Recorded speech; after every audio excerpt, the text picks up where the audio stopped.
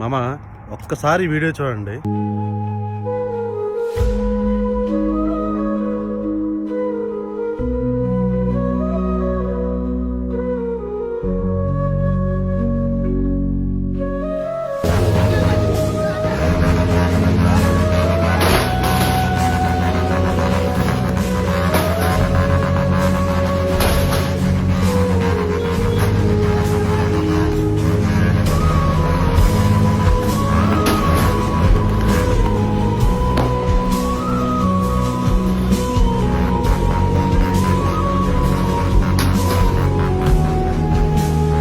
నాకైతే చాలా బాధ అనిపించింది ఈ వీడియో చూసినాక.